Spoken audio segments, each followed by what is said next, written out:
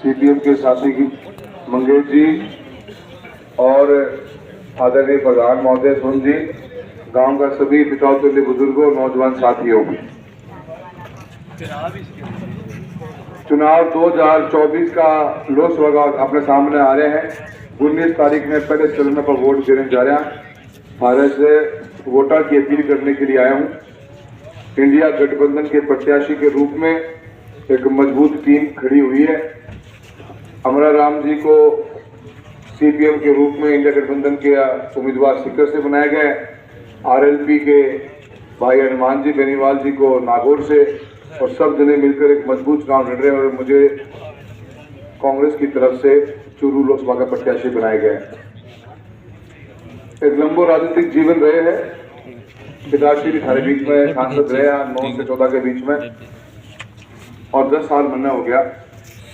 कोशिश हमारी हमेशा यही रही कि थारे लोगों के सुख दुख में शामिल होकर मैं विकास का काम कराने की भरपूर प्रयास करे हैं। बीते हुए 10 सालों में बेहतरीन काम लोकसभा क्षेत्र के अंदर ढांचागत मजबूती प्रदान करी है। तो रेलवे और हाईवे की बात करेंगे, स्कूलों में कमरों की बात करें, नाबार्ड और पीएबी की स्कीमों से हम 850 कमरे स्कूलों के अंदर हमारी लोकसभा में लेकर आए पिछले 10 सालों के अंदर, जो अपने आप में बेहतरीन काम रहा। और साथ ही साथ बीमा जैसी बेहतरीन योजनाओं का भी लाभ मिले किसानों को, उसके लिए भी बहुत अच्छा काम हुआ है। और पिछले 7 सालों में करीब 7800 करोड़ रुपए से का क्लेम किसानों के खातों में डायरेक्ट आने का काम हुआ है। बीमा जैसी योजना का समस्याएं आती हैं जब योजना बनती है कि देश भर की योजनाएं होती हैं। आज 24-25 राज्य ही इसको अपनाते हैं, पर चूरू लोकसभा में हमेशा मजबूती से इसका प्रचार प्रसार किया। जहाँ समस्या आई वहाँ पे कमियों को ढूंढकर और लगे उसको पर पूर्ति करने का काम किया। चाहे पोर्टल खुलवाने की बात दोबारा से हो, चाहे पोर्टल के ऊपर एंट्री गलत चढ़ गई तो उसके बारे में बात करनी हो, अनेकों गवर्नमेंट ऑफ इंडिया की स्कीमों को लेकर हम काम कर रहे हैं, करते आए हैं 10 साल के अंदर। सांसद का पद बहुत बड़ा है साथियों। ये चुनाव हम अपने बरमसर गांव तक ही सीमित न रखें, इसको आगे तक सोचना पड़ेगा। इसके मायने संदेश बहुत अलग होते हैं। इस चुनाव के अंदर आपकी एक आवाज़ नहीं, पूरे 22 लाख लोगों की आवाज़ बनकर दिल्ली जाता है। उस व्यक्ति को क्षेत्र के ज्ञान, क्षेत्र के लोगों तक की पहचान, पकड़ होनी बहुत ज़रूरी होती है, क्योंकि जो चीज़ की जरूरत बरमसर में है शायद वो ज़रूरत सुजानगढ़ किसी गाँव में ना हो। जो सुजानगढ़ की ज़रूरत होगी वो शायद झांसन की भादरा में ना हो। अलग अलग क्षेत्रफल है, अलग अलग जरूरत है। काम करने से, आपके बीच में रहने से पकड़ मजबूत होती है। आप घरों में सुख दुख में शामिल होते हैं, उससे जान पहचान बढ़ती है और उसी के साथ वो हमारी ताकत होती है, उसी के साथ हम आगे बढ़ते हैं। धीरे धीरे व्यवस्था ऐसी बैठ रही है जिस व्यवस्था के अंदर लोगों के बीच में रहने वाले लोग पसंद नहीं आ रहे, और वो कहीं ना कहीं इस व्यवस्था को बनाना चाहते हैं कि नेतृत्व एमपी के चुनाव का ऐसा दिया जाए जो जनता के बीच में रहने वाला व्यक्ति ना हो, और ऐसे लोगों को आप आखिर मौके पे लेके आ जाओ जिससे जनता को कुछ मौका ना मिले और टिकटों का अपना काटने का काम शुरू कर दिया गया है। 25 सांसद राजस्थान के अंदर मैं आप भी मेरे कई भी बात को जरा गौर से सुन लेना। 5 या 4 दिन ही मिलेंगे आपको जिनका धरती पे कोई कहीं रोल रहा हो।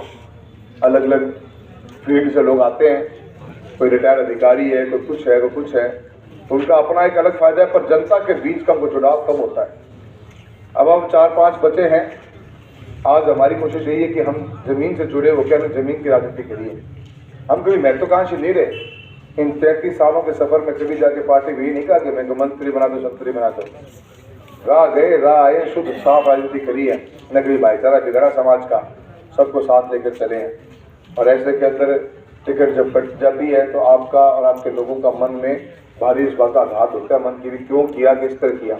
और इसी बात को लेकर मैंने भी 2 तारीख को जब टिकट कटी तो मैंने पार्टी के सामने एक प्रश्न रखा था कि मेरा कसूर क्या है बताइए। मुद्दा टिकट का नहीं है, मुद्दा टिकट का होता तो बात कुछ और होती। तो टिकट के मुद्दे पर हमने कभी सोचा, हमने कभी दिमाग लगाया। 2023 के चुनाव में पार्टी ने कहा कि एक घर में 2 टिकट नहीं देंगे। हमने एक झटके में एमएलए का हमारा चुनाव छोड़ दिया, जिसको हम 47 साल तक लगातार लड़ते आए। एक जमाना था कि जब नेतृत्व बढ़ता था तो लोगों के अंदर उनकी पकड़ मजबूत होती थी। आज लोग ऐसी व्यवस्था पे लगे हुए हैं कि जो आगे बढ़ रहा है उसको पहले काटा जाए। ये सोच मैं मानता हूँ कि प्रजातंत्र के लिए बहुत गलत है। एक काका का खाज होगी चलते चलते ही 15 साल पहला कि घर टेर काटो, अगर रामचंद्र जी की टेर कटवा देगी 14 के अंदर, 19 में मेरी कटाने के पीछे पड़ गया बुरी तरह से और 24 में कटवा के काको मान लो। अगर काका की खाज मिटाने को मेकन के इलाज तो को नहीं, तो मैंने मजबूती से ये कदम उठाया जीवन के अंदर कि ये प्रजातंत्र का सबसे बुरा दौर मानता हूँ मैं इसको, जहाँ पे एक व्यक्ति कोई फैसला कर लेगा और जनता उसके हिसाब से वोट डालना शुरू कर देगी, तो आपकी आवाज़ धीरे धीरे खत्म होती चली जाएगी। और मैंने इसी के सामने एक मजबूत कदम उठाते हुए ये फैसला लिया, खड़े होंगे चुनाव में, मेरे लोगों की भावनाओं के अनुरूप मैंने फैसला लिया और ऐसी आवाज़ों को दबाने के लिए, ऐसी आवाज़ें और हावी समाज में ना हो, मैंने एक मजबूत आवाज़ बनाने का काम किया है और आज आप लोगों के बीच में आशीर्वाद देने के लिए आया हूँ। मुझे नहीं पता ये फैसला गलत है कि सही है, तो मैं इतना जानता हूँ जो जन समर्थन मुझे मिल रहा है बीते 15-20 दिनों मिला है, वो मेरे जीवन में मुझे आज तक कभी नज़र नहीं आया। और मैं इस समर्थन का, इस हिम्मत जो मेरी बनी है वो हिम्मत आप लोगों के कारण बन पाई है। आप सब कुछ समझते हो, ज़रा कुछ बोलने की जरूरत नहीं है किन व्यवस्थाओं में आज देश चल रहा है, किस तरह की व्यवस्था बनी पड़ी है। पर मैंने यही सोचा जिंदगी के अंदर की आवाज़ मगर मजबूती से अगर आप सही टाइम पर नहीं उठाओगे तो आने वाली पीढ़ियाँ भी आपको कभी माफ़ नहीं करेंगी। मुद्दा इस चीज़ का नहीं होता कि आपके टिकट के सांसद बनना न बनना कोई बड़ी बात नहीं है।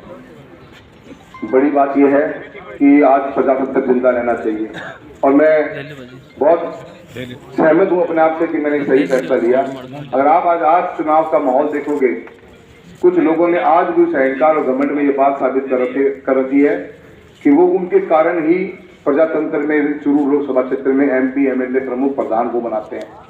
वो आज भी ये सोचते हैं कि लोगों को धमका के राज किया जा सकता है।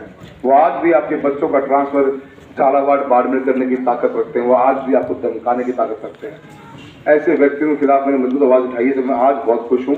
उनकी सोच कभी भी विकास की रही नहीं, उनकी सोच हमेशा समाज को तोड़ने की रही है।